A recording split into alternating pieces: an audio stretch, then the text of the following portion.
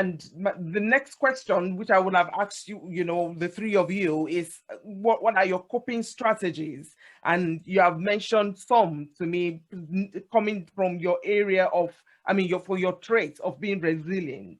And that is one of the things that has been coming out in some of the things you've been mentioning, in wanting to probe, wanting to demand, wanting to ensure that so that you can, be the advocate, for the child. Tessa, can you thank you so much for sharing that and say, so Tessa, can you tell us what I know you, some of the things that I've been sharing regarding the faith and all that, that was actually how we first got in touch with one another, isn't it? And so I know that you have the Christian faith. What has that done, or how has that impacted on your caring role or your life as a carer on a general note?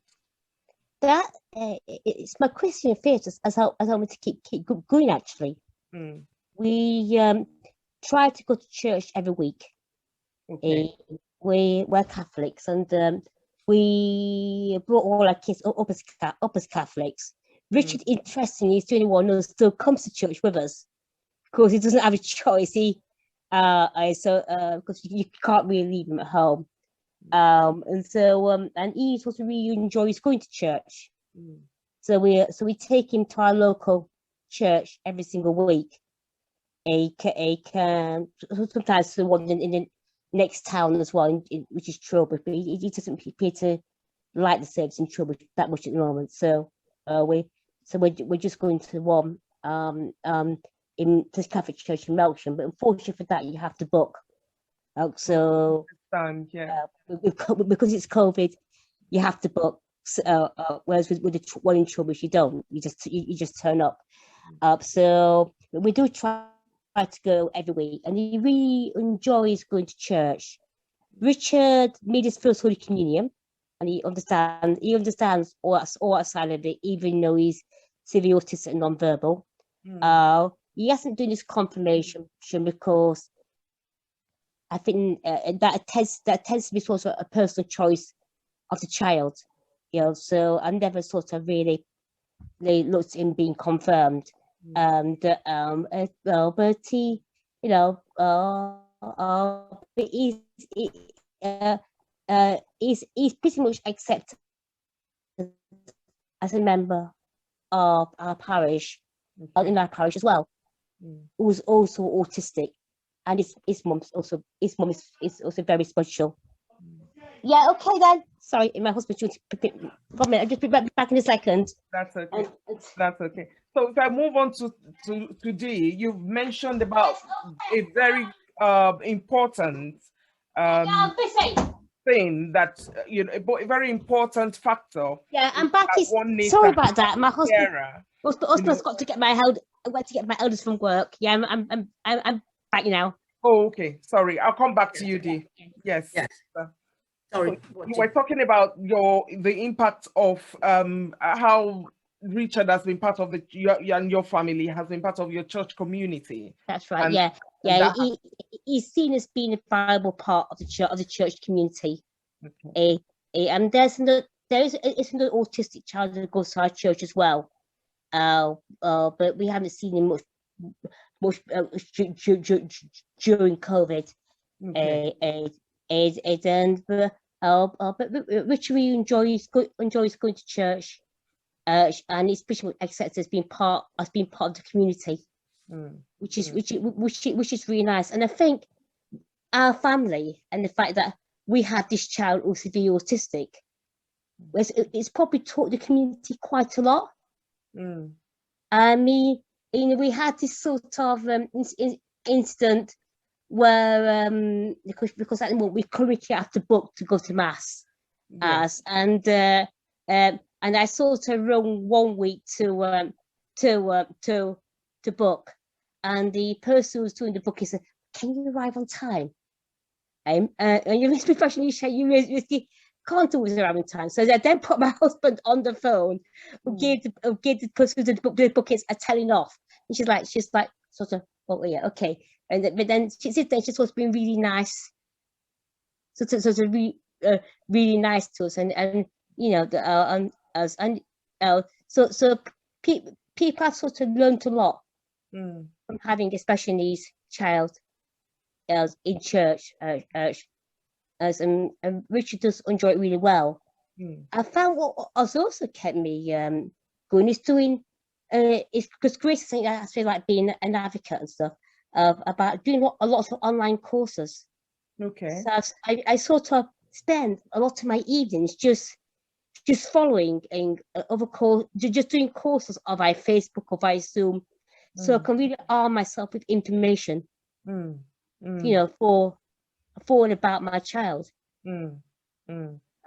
Which is also very important for us to get That's on right, top yeah. of things and get information and know what is aware and what is going on there. And I think Yeah. that's one of the things Auntie Grace was also talking about in terms of Exactly. knowing and understanding what is available so that you know what to ask for the child and how to fit the child in. Thank you Yeah. so much for sharing that. Now, Dee, you talked about having a mantra of a step at a time. And that is how you have kept, because obviously what needed to be done, and you were the only person there to do it, and you just had to get on with it. Yeah. Is there any other coping strategy you can share with us so that we want some can learn from your journey as well as a person? That's a difficult one. No, because that basically is what I've always done, you know, that I have to get on with it. I have no choice. And so I do that on a daily basis. And what really started me on that was actually before I even had the boys, because I didn't have a very good pregnancy. I was in hospital quite a bit of the time.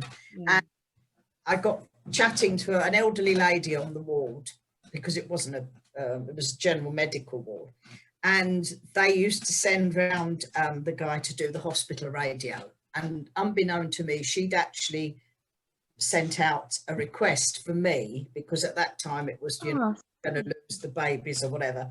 And it came across, and it was actually the song One Day at a Time, you know. Yeah. And that always stuck in my mind. And basically how I've just done it. You know, I mean, there are times, I'll be quite honest, where I'll sit and think, I just can't do this. I can't, it gets me down. I have to sort of step back from it and say, right, okay, you've had your moment, you've got to get on with it. No choice, you've got to do it. And it's true what you were saying, I think Grace was saying, you know, you've got to know not necessarily what you want, but what your child needs, and you've got to stick with it, and you've got to go with it. You haven't got to take no for an answer.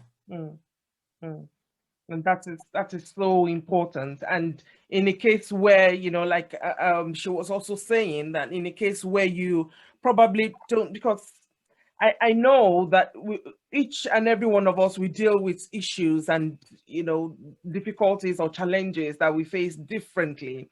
But some do have more energy than some other ones. So I mean, I know you, Dee, and I know Auntie Grace as well, in terms of being an advocate and making things clear that it has to be done and it has to be done. But to another carer who probably would not have that tenacity, what would you say can help them to get on as well, so they don't also miss out on what's important?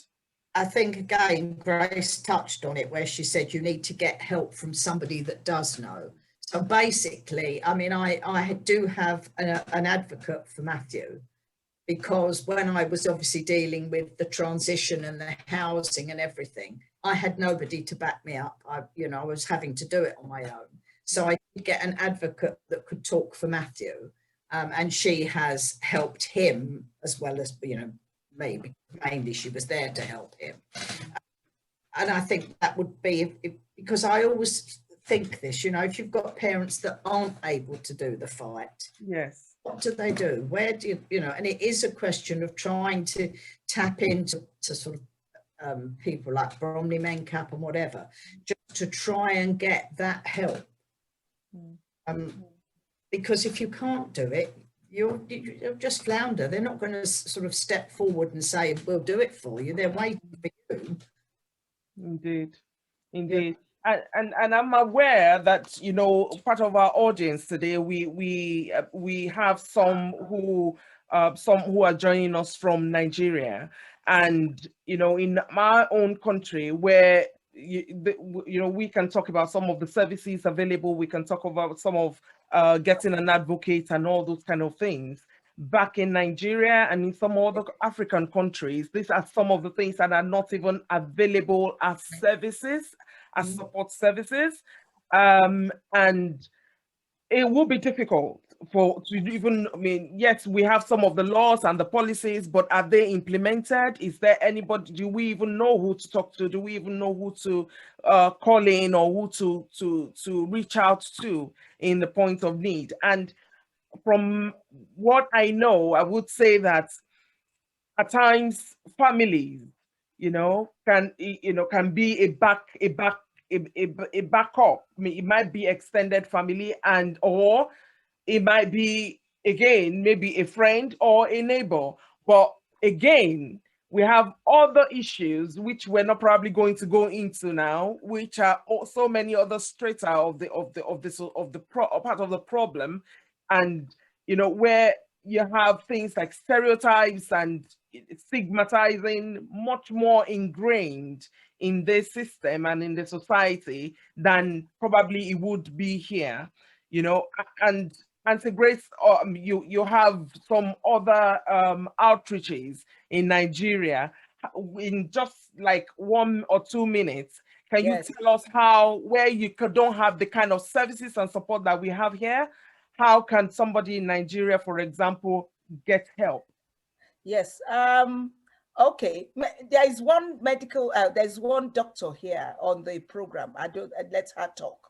I mean, we have something what we do, but that we support people in Nigeria, especially using my skill as a qualified social worker in England to support, to do an assessment, to liaise, to support them in the area of to support them in the area of welfare, their safety, their health, to get access to health opportunities, and sometimes can be difficult because of the financial implication. You understand? And part of it is that we help the parents to actually help them to sustain their businesses, you know, so that they can help their children. And one of the things I do mostly, again, is advocacy. So I'm contacting government officials in area of inclusion, in area of disability practices, disability inclusion practices, in area of health, in area of social protection, and those areas. But there's a parent I would like to talk who has a child with hydrocephalus, and she's a doctor in animal science. She has a PhD in animal science. Modupe Ajayi, who is also here. Can you talk about what happens in Nigeria a little bit, please? Now, I would not, because I'm mindful of time. Yeah, just 2 minutes, at least, to say something, because there are so many Nigerians who are on your show. Let's say just 2 minutes. Yes, 2 minutes. Can you just, sorry, maybe just in a minute, so that I can. Good evening, everyone. Yeah, good evening. Good evening, everyone. I won't take much of the time. When my daughter was diagnosed with hydrocephalus, and I didn't really know much about it, so I took it upon myself to learn more about the diagnosis. But here in Nigeria, basically what we go through is we are being told they have a brain operation, a VP shunt, and that's about it. That's about all. We're not being told what to do. We're not being told what to do next. Go for therapies and everything. I had to seek everything out by myself. And I took it upon myself to go back to the hospitals to encourage other mothers that it's not just the operation. The management, the treatment after the operation is the real thing. We take it upon ourselves to find out what to do next. People basically feel that after the operation, that's that. No. The VP shot is just to alleviate it and give it a way out for the water. The real thing is the treatment, the management of the syphilis itself. So, and thanks be to God for SCDI Statutory Initiative, we've been able to like encourage other mothers and tell them this is the best thing to do. We actually fight it out ourselves. That's the word. We fight that. We don't look an answer. Thank you. Thank you so Thank much. you. And I'm so Thank you. sorry for the timing that, I'm not able to give. It's just because I need to round up now. And that's one of the things that is really, even though, I mean, we can't begin to compare, and I know that, and we will have another forum where we'll be able to talk about things like that. But in terms of the carer themselves, in terms of the carer yourself, herself, who needs to take care of this child who has been diagnosed or who has something, one form of disability or special needs or the other. The onus is also on us to ensure that we seek that information, that we look for that information about the child, about how to deal with the situation, especially in a case where we don't have support.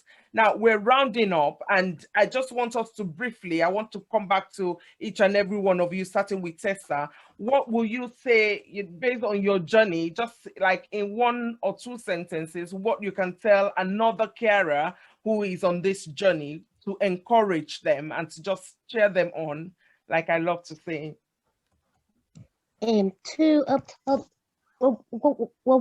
thing that someone told me when Yes. Richie was first diagnosed autistic was the chronological difference between the chronological age and the grow wider, and that was one of the best, pieces of advice I ever got given. And another parent told me, if I ever stop to think about how much my child has progressed, I will really be very sad. So I've always remembered those 2 bits of advice that I was given by other parent carers, which I then pass on to onto other people. Because for a child like Richard, milestones, and they're like really important things. For them that you can like then celebrate. I mean, today, like he was running around the skate. This adventure playground we went to as like a huge skate park, and he was running around that and negotiating it. And like to us that was huge. Whereas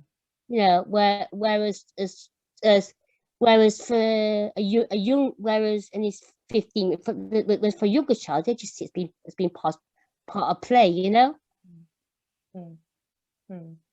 Indeed, thank you so much. And indeed, it is important for us to celebrate no matter how little the win is. And I think it's also one of the things that we need to accept ourselves is the fact that we are not to be comparing our children with especially their peers and their,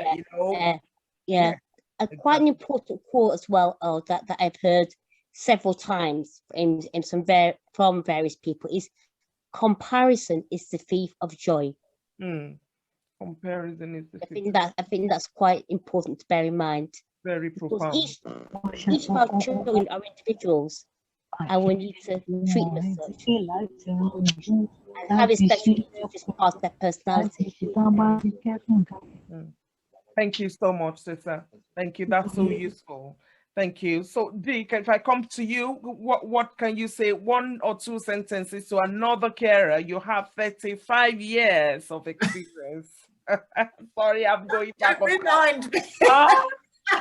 I would just say, work out what you and your child or young person wants and go for it. Yeah. Stick with it. Talk to other parents, because that can be invaluable. And I've actually been, I have to say, quite proud of what my son has achieved. Thank you. You've just got to give them as much as you can, and as stick with it. Don't go for an answer. So ensure that you kind of look for the map. You design your own map yourself, basically. Exactly. Yeah. Yeah. design your own map yourself and stick with it as much. Yeah, and I think the other key thing is it's wording that you use. It's not this is what we want, it's this is what we need. Right. Need is much better than we want. Yeah, because I mean, need is essential. It's yes. Yeah. Okay. Thank you so much for that. Thank you. Really, really, I'm grateful. So, Auntie Grace, can you tell us, I mean, 1 or 2 sentences as well, just to encourage another mother, another carer? Yeah, just realize that you are not alone. You are not alone. It's not the end of the world. And I will say that seek support, seek help. There is somebody out there that can help you. Seek information, know what is wrong with your child, you'll be at peace. And